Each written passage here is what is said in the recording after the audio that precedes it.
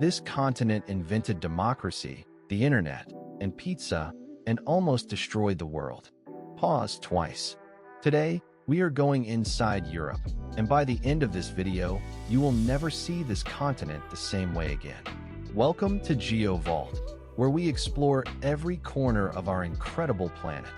Today, we are going deep into Europe, the continent that gave the world art, science, philosophy, and 2 world wars. If you are new here, do me a quick favor, hit that subscribe button and tap the bell icon. We upload every single day, covering every place on Earth. Located in the Northern Hemisphere, Europe is the world's second smallest continent by area. Pause. It covers 10.5 million square kilometers. That is roughly the size of the United States and Canada combined. But within that space, 44 countries. 44. To the north, the Arctic Ocean marks the edge of civilization. To the south, the warm blue Mediterranean Sea separates Europe from Africa. To the west, the Atlantic stretches all the way to the Americas. And the terrain? Extraordinary. The Alps slice through the heart of the continent, a chain of peaks stretching from France through Switzerland, Austria, and into Italy. Mont Blanc, the tallest, rises 4,808 meters above sea level. 2 great rivers define the landscape. The Rhine flows north from Switzerland through Germany and into the North Sea. The Danube, Europe's second longest river, winds east through 10 countries before emptying into the Black Sea. Climate varies dramatically. Northern Scandinavia is locked in Arctic cold for months. The Mediterranean South basks in sunshine 300 days a year. Central Europe experiences 4 distinct seasons. Europe is small, but it is endlessly varied. 746 million people call Europe home. Pause. That is about 10% of all humanity, living in a space you could drive across in roughly 2 days. Within the European Union alone, 27 countries, there are 24 official languages. 24. And that does not even count the dozens of regional languages: Catalan, Welsh, Basque, and many more. Now here is where things get really interesting. The food alone tells the story of a continent that refused to be one single thing. France gave us croissants and cocoa vin. Italy gave us pizza and pasta. Spain gave us paella. And Germany? Germany gave us 450 officially recognized varieties of bread. Europe is also the world's most visited continent. Every single year, more tourists come here than anywhere else on Earth. Roughly 700 million international arrivals annually, nearly equal to Europe's entire population arriving again as visitors. Europe's story begins in ancient Greece. Around 500 BC, something extraordinary happened in the city-state of Athens. Pause. For the first time in recorded history, ordinary citizens, not just kings and priests, got to vote on how their city would be run. Democracy was born. Then came Rome. At its peak, the Roman Empire stretched from Scotland to Syria, from Portugal to the Persian border. Roman roads, laws, language, and architecture shaped everything that came after. When Rome fell in 476 AD, it did not just end. It transformed into the Catholic Church, the Italian city-states, and eventually, modern Europe. 1,000 years later, Italy sparked the Renaissance. Painters like Leonardo da Vinci and Michelangelo rediscovered the classical world. Scientists like Galileo questioned everything.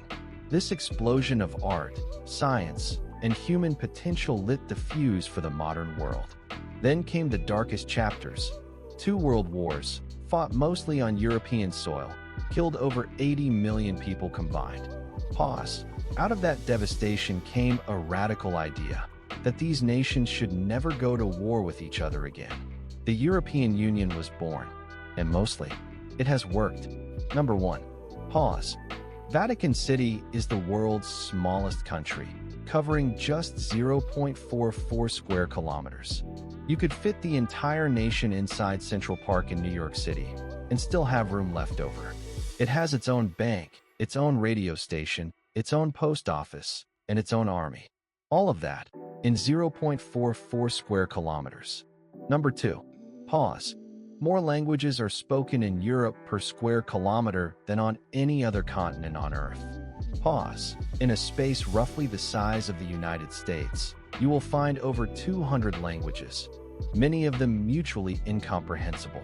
Cross one border, and you might not understand a single word. Number 3. Pause. Norway has more coastline than the entire United States of America. Pause. Think about that. The USA spans a continent. Norway is a relatively small country in Northern Europe. But Norway's coastline, when you trace every fjord, every inlet, every island, stretches over 100,000 kilometers. The US coastline? About 20,000 kilometers. Number 4. Pause. The European Union has won more Nobel Peace Prizes than any individual country in history, taking home the award in 2012 for 6 decades of keeping peace on a continent that once started 2 world wars. Pause. 60 years of peace on a continent that had just finished tearing itself apart. And honestly, that is genuinely remarkable. Number 5. Pause. Liechtenstein, a tiny country wedged between Switzerland and Austria, has not fought a war since 1866. But here's the part that still blows my mind. When Liechtenstein sent 80 soldiers to its last war, the Austro-Prussian conflict, they came home with 81. Pause. They left with 80 men. They returned with 81. Apparently, they made a friend on the way home. And honestly, that one still blows my mind. So when should you go to Europe? The honest answer is, it depends on what you want. If you want sunshine and beaches, June through August is peak season. But fair warning, so does everyone else. Prices spike, crowds surge. If you want Europe's beauty without the chaos, go in May or September. The light is golden. The crowds are thinner.